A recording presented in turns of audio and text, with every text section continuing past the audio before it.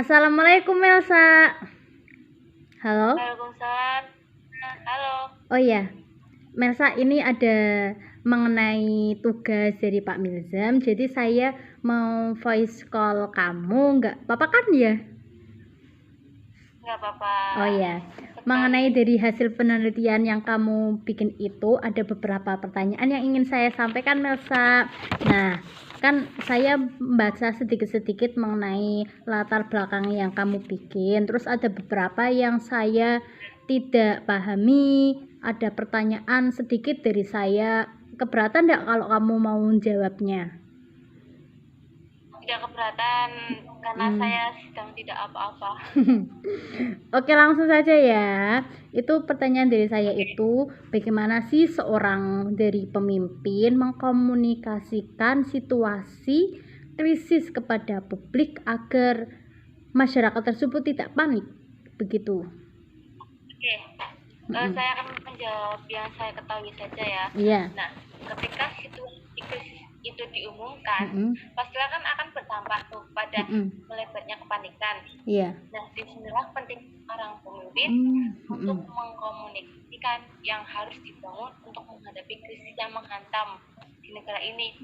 Nah, menurut tahun 1997 itu menyatakan bahwa banyak taktik public relation konvensional yang diterima tidak berkontribusi untuk mengelola krisis dengan baik.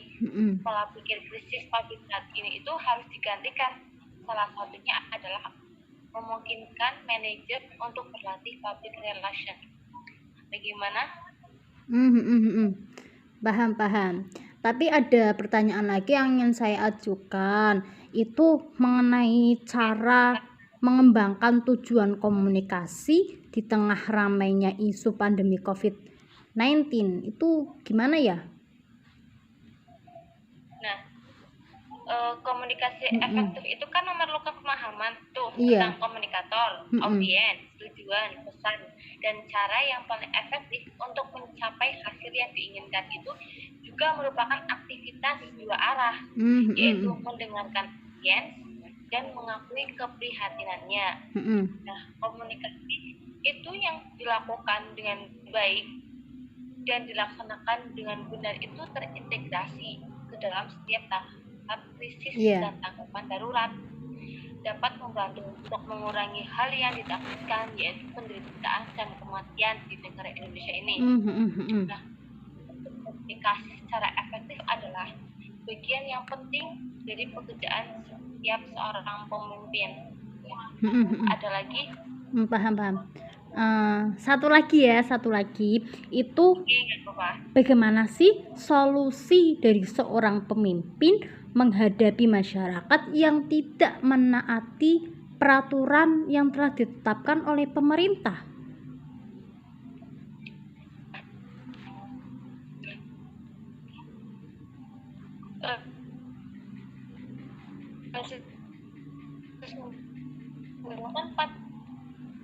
Pandemi COVID-19 ini kan menjadi model ternyata satu bagaimana seharusnya saat hadir situasinya sebelum pandemi corona ini menyebabkan para makhluk untuk diucapkan, namun ini itu sudah menjadi bubur itu tidak bisa dirubah lagi karena akibat banyaknya masyarakat yang menyepelekan anjuran pemerintah itu, akhirnya jumlah pasien COVID-19 itu semakin bertambah dari yang sudah positif corona, PDP, jumlah orang yang darurat, jumlah orang yang meninggal. Lalu pertumbuhan positif COVID-19 ini diyakini akan terus bertambah jika masyarakat tersebut selalu atau menyepelekan pemerintah dan pemimpin negeri ini itu tidak bertindak tegas dan memberikan contoh kepada masyarakatnya. Oke. Berarti pemerintah itu tetap harus bertindak tegas dan masyarakat juga harus mendengarkan, menaati peraturan agar COVID-19 ini cepat usai, begitu ya Melsa ya? Iya. Mungkin itu saja yang saya ingin sampaikan sih mengenai dari hasil penelitian kamu ya. Oke. Nah, dari latar belakang yang kemarin kamu tulis tuh, dari tugas yang Bapak Milzam kasihkan, itu juga ada beberapa pertanyaan yang menurut saya itu kurang paham atau saya belum memahami begitu jelas ya. Nah, salah satunya itu dampak krisis multidimensi akibat COVID-19 itu bagaimana ya? Ya, saya jawab ya. Dampak dari krisis multidimensi itu kan banyak banget ya. COVID-19 ini berdampak tidak hanya di faktor ekonomi, tetapi merambat meluas ke krisis multidimensi. Nah, krisis multidimensi ini krisis yang terjadi di suatu negara yang berakibat dampaknya itu meluas, ada sosial, kemudian ada juga pendidikan, sosial. Jadi kalangan masyarakat itu sekarang hanya di rumah saja, mereka banyak yang kehilangan pekerjaannya, kemudian dari kesehatan juga banyak merenggut nyawa, dari pendidikan mereka terhambat, mereka harus selalu up to date di handphonenya mengenai tugas dan sebagainya, lebih sibuk lagi di rumah. Nah, krisis multidimensi itu intinya lebih parah dari krisis ekonomi karena mencakup ekonomi, kemudian mencakup sosial, mencakup dari pendidikan, kesehatan, pekerjaan, penghasilan, dan sebagainya. Begitu, Melsa. Halo?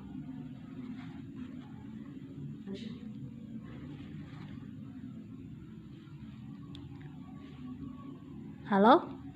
Bisa dimengerti?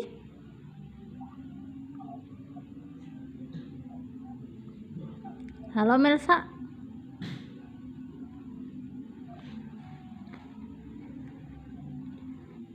Halo, bisa dimengerti? Bagaimana cara saat ini ya? Oke, untuk pertanyaan kedua ya, Ina. Iya. Nah, bagaimana cara meningkatkan kinerja pemimpin itu di tengah krisis multidimensi saat ini?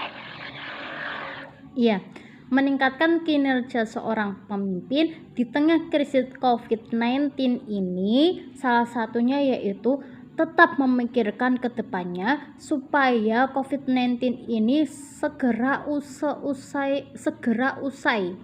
Jadi para pemimpin itu kan banyak masyarakat yang kehilangan pekerjaannya. Kemudian para pemimpin harus bekerja lebih ekstra lagi karena mereka harus di rumah tetapi harus menghasilkan sesuatu untuk kesejahteraan masyarakatnya. Misalkan memberikan bantuan kepada masyarakat, kemudian berpikir bagaimana penanganan kasus tersebut agar segera usai, kemudian harus untuk APD, alat APD-nya bagaimana, untuk kesehatannya, untuk kesehatan masyarakat sendiri. Dari pemerintah harus sering-sering memposting di sosial media agar masyarakat tersebut juga tidak khawatir. Mungkin seperti itu, Melsa. Oke, satu lagi ya pertanyaan yang belum saya pahami. Satu lagi ya, Ina ya. Bagaimana seorang pemimpin tersebut itu harus memotivasi masyarakat yang terkena dampak COVID-19 itu? Ya, memotivasi masyarakat kan ada banyak sekali caranya.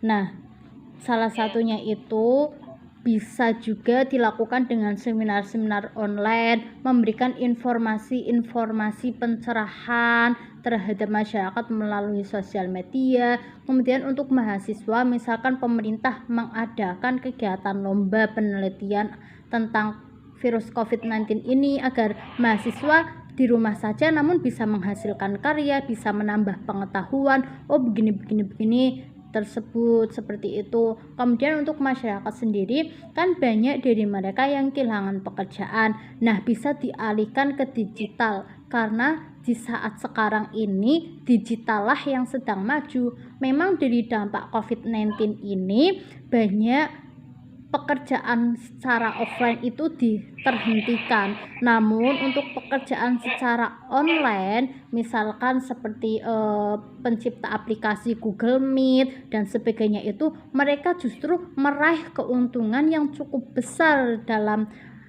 keadaan krisis seperti ini. Nah, inilah tugas dari kita semua, tugas dari pemerintah juga untuk membangkitkan, memotivasi masyarakat agar mereka bangkit, walaupun di rumah saja mereka tetap berkarya. Mungkin seperti itu, Melsa. Iya. Iya. Bisa dipahami, saya sudah mengerti.